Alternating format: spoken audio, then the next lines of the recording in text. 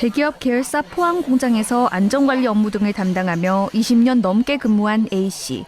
2021년부터 1년간 공장장으로부터 폭언 등에 시달리다 노동청에 신고해 직장 내 괴롭힘 사례로 인정받았습니다.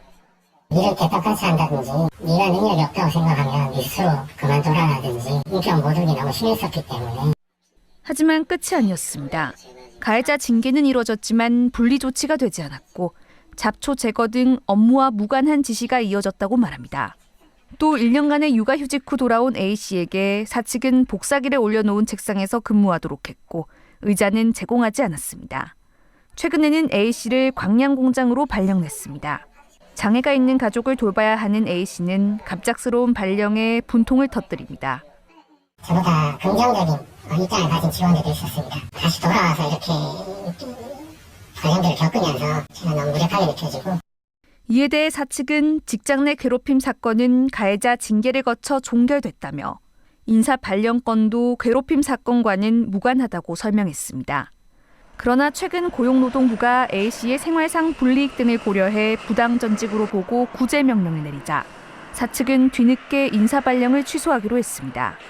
고용노동부 조사 결과 지난해 직장 내 괴롭힘 신고 건수는 2019년 괴롭힘금지법 제정 이후 가장 많은 12,000여 건으로 나타났습니다. 하지만 직장갑질 119가 직장인 1,000명을 대상으로 조사한 결과 괴롭힘 피해자의 과반수는 도리어 해고 등 불리한 조치를 겪은 것으로 나타났습니다. KBS 뉴스 이지은입니다. 학교법인 강원학원이 운영하는 강원중학교와 강원고등학교. 이들 학교에 대해 고용노동부의 특별 근로감독이 시작됐습니다. 학교 조직 전반에서 다수의 교직원들을 대상으로 불법적이고 부당한 괴롭힘 정황이 다수 있었다는 겁니다. 앞으로 고용노동부 소속 근로감독관 10여 명이 학교에 상주하며 직장 내 괴롭힘 등 노동관계법 위반 행위를 밝히기 위해 현장 감독을 실시합니다. 고용노동부는 이 학교의 교직원들이 이사장 주거지로 점심 식사를 배달하거나 이사장 개인 용무에 운전기사 노릇을 지시받은 사실 등을 확인했습니다. 교내 공사 업무에 교사를 동원하는 등 부당한 업무 지시도 다수 있었다는 게 교사들의 주장입니다. 지금까지 피해를 호소하는 교직원이 15명에 이릅니다. 강원도 교육청도 이 학교 법인에 대해 지난해 12월부터 이미 현장 감사를 벌이고 있습니다. 회계와 교무, 학사 전반을 들여다보고 있습니다. 고용노동부와 강원도 교육청은 새 학기가 시작되기 전인 이달 말까지 현장 감사를 마무리하고 결과에 따라 후속 조치를 취한다는 방침입니다. 현장 감사를 통해서 확보가 되면 징계 여부라던가 이런 거는 이제 판단해서 또 후속 조치를 이제 감사에 대한 진행 업무를. 전국 교직원 노동조합 강원지부는 내부 감시가 없고 공익제보자를 인사상 불이익에서 보호하기 힘든 사학재단의 구조적인 문제를 지적하면서 철저한 조사를 촉구하고 나섰습니다. 학교법인에 대해서 직장 내 괴롭힘으로 특별 근로감독을 하는 것은 사상 유례가 없는 일입니다. 이 같은 내용에 대해 KBS는 해당 학교법인에 수차례 사실 확인과 입장 표명을 요청했지만 법인은 답변을 하지 않았습니다. KBS 뉴스 고순정입니다.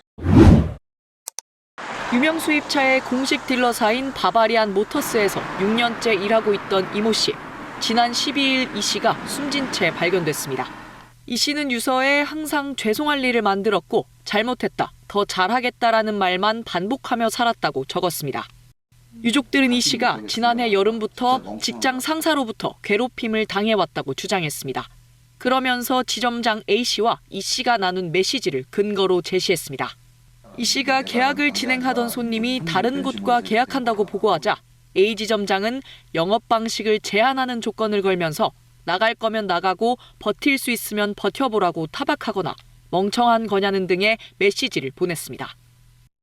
평상시에 자기 후배고 결혼식까지 가서 뭐 축하한다 이랬던 애한테 이거 너무 비참하지 않습니까?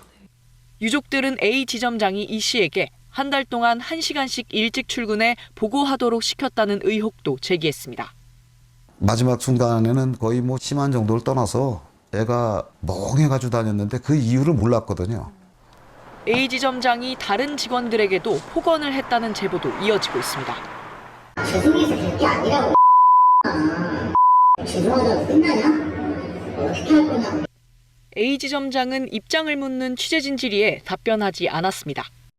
바바리안 모터스는 이 씨의 사망 전까지 직장 내 괴롭힘을 알지 못했다며 유족과 면담 뒤 A 지점장을 대기 발령 조치했다고 밝혔습니다. KBS 뉴스 여소연입니다.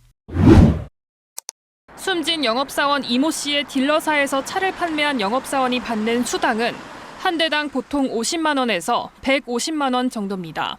유족들은 이 씨가 자신이 받을 판매 수당으로 고객 할인을 해주면서 영업을 해야 했다고 주장합니다.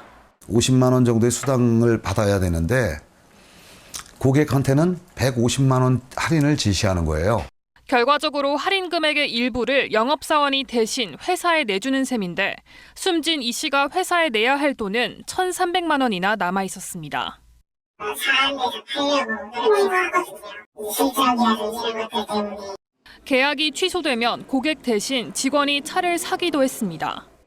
취소가 될 수도 있잖아요. 너가 차를 내려라, 차를 사라 이런 상황도 되게 많고요. 영업사원의 수당까지 반납해 할인 경쟁을 벌이는 건 수입차 딜러사들의 오랜 영업 관행입니다. 기본금만 가져가거나 아니면 기본금 200인데 차 타다가 손해나가지고 기본금 100만 원만 가져가거나. 할인 경쟁 탓에 영업사원의 임금이 최저임금에도 미치지 못한다면 위법 문제가 불거질 수 있습니다.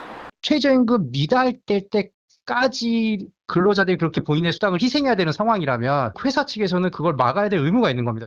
바바리안 모터스는 차종별 할인 금액 기준은 회사가 제시하며 최종 매매 계약은 영업 직원이 확정한다고 밝혔습니다. KBS 뉴스 민정입니다.